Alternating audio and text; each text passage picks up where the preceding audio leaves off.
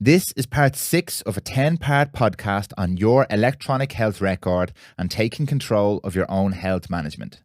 Enjoy the episode. Now, what we basically do, the information that's going to be, the patients are going to get consent to have all their personal data removed. In other words, anonymized. We're going to remove everything that's personal from that. They're going to consent then for the data and how they used it, then to be given to these universities and research institutes worldwide. And we will start different sectors looking at the information and see what do we learn from the behavior of the people that took part in the study. All right. Okay. We need to understand, how did people interact with this? Why did they interact? What did they achieve? Right. How honest were they? And did they do it at all? Right. So this is the questions that we need to do in the study. So in the study, we have researchers from epidemiology. We have researchers from emergency medicine. We have general medicine. We have respiratory medicine.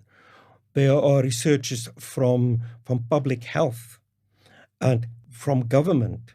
We have even business school involved in the study, and they are going to look at the financial and economic impact of something like this on general health, on savings and costs. Yeah. Right.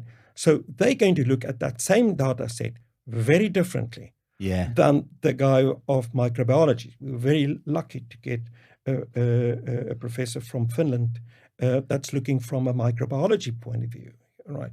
So these are all different aspects that we're going to look at the same data and see, what are we concluding here, guys? What is the relevance to reduce deaths?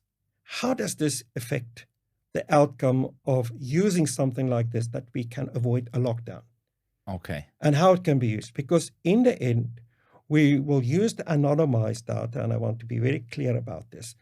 All data will be without your details according to the GDPR and HIPAA rules and everything that applies to that. All right. People will consent to the study, and the data will be used as big data and artificial intelligence and machine learning algorithms can then be applied to this data. And we can start learn what to do better next time. Okay. How can we change this in the future for good? How did people react to daily filling in of the basic information? And what did we learn from the 600 or 800 people that took part in the study? How did they perceive it? So it's nearly like creating a movie scene where people were put into a pandemic when it is, all right? They might have no symptoms, and that's fine. Even if they just report no symptoms over 4 days, that's also fine. But the fact that they daily report it shows that people are able and willing to engage with the management of a pandemic. Right? Yeah. It's becoming very clear to me, listening to you speak there, that a huge driver of the success of something like this, just like with cryptocurrency and all that kind of stuff, is the confidence and the willingness of the end user, which is me and the client, to engage with this system, and the trust they have in the system. So everything you discussed there about international colleges and professors and doctors and multiple boards and organizations in the EU backing this kind of stuff obviously lends a lot of trust and a lot of weight. This is not just another company setting up something where they're telling you, give us your data and we'll keep it safe.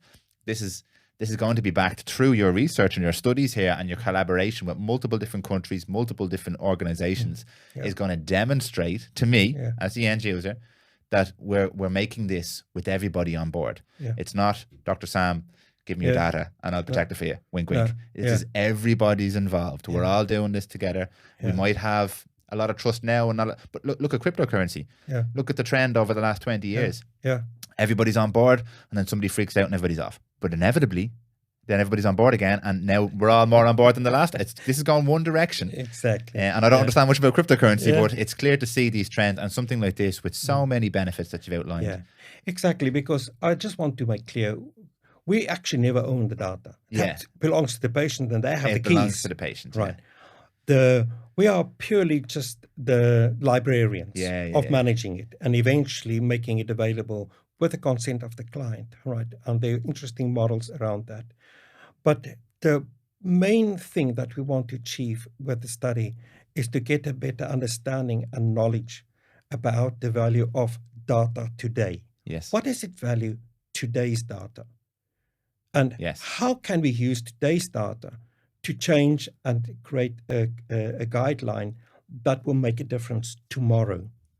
This is what was missing and what the World Health Organization said from day one. They said two things. The lack of information is driving this pandemic. And two, testing, testing, testing. We have to test more people and isolate the correct people, not populations. Yeah. Isolate the correct people. And those 2 points are the single most important philosophy that we built into the solution. Okay.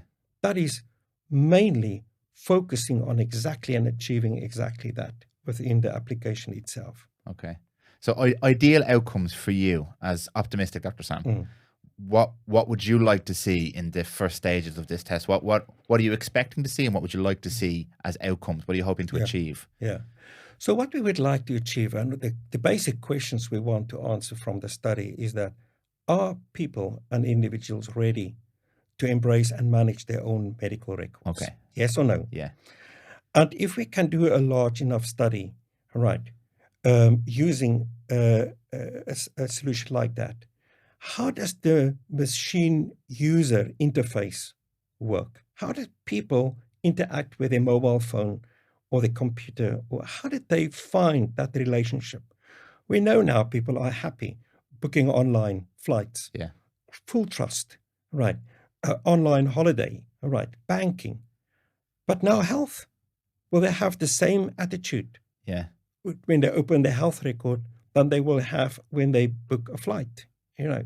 So we also need to establish, will people use that? Is there interest for this? And how do they feel if they now become the responsible person for sharing the information? I have the report now here, but now I have to send it on to my doctor. Now, my doctor more likely will get it from the hospital anyway, because we're not going to change that. All right. But I have the right now, whenever I go on holiday, to show it to another doctor. Yeah. Right. So it opens a brand new field of telemedicine as well, where a patient can actually now engage with a doctor online and share information on screen, like in a Zoom call. Yeah. Share. Right. Yeah. So that is a position patients have never been in before. And how do they feel about that? I can't answer that. The study will answer that. Yeah. We also want to know how people feel about the state not having the full control anymore, or their doctor not having control. Yeah. Some people might like it. Some people might just absolutely be disgusted even with the idea. I think that'll be a very interesting one, because I think a lot of people talk a big game about wanting the responsibility. Yeah. But actually just want Dr. Sam to do it for them. Exactly. A lot of people will shout, to do it for them. Yeah, I would like that, until you give it to them and then they go, wait a minute. But this comes with responsibility. If I put information into this, it is my information. I understand that, but now I have to be truthful. Yeah. I can't tell the doctor now a lie anymore. Yeah. Perhaps I'm not just lying to myself, but that's up to that person.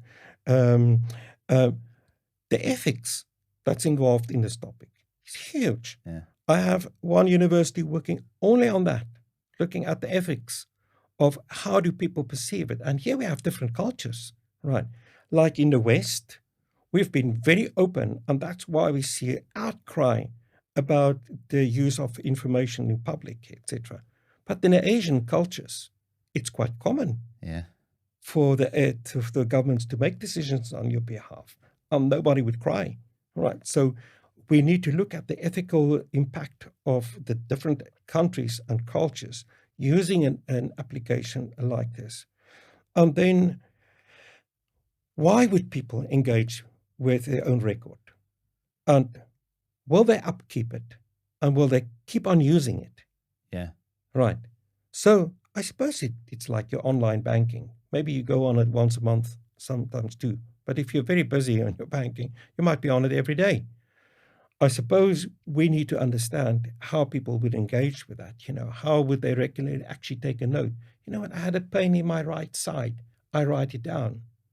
Suddenly, if you look back at that, I had that pain 4 times over the last 6 months. I better go and see the doc. Yeah. I didn't realize it was actually 4 times. Now, that is where we believe real value will come from. If people start self-reporting, that they will be more mindful of their body. And we had so many podcasts about preventative medicine. Preventative medicine. Now, yeah. Exactly. Being mindful of your body and to take notice of your body is telling you or trying to tell you. So that is a very important one. And could the system potentially help with that process by recognizing that you've had this right side pain for the last X amount of years or X amount of months, whatever like that, and it could prompt you? Exactly. Look, Dan, you've been having this pain. It's time to get checked out. Exactly. Thank you for listening to part 6 of this 10-part series. If you'd like any further information on the topics of this podcast, or if you'd like to get involved with the research project, please contact Dr. Sam's team on reception@newacell.com.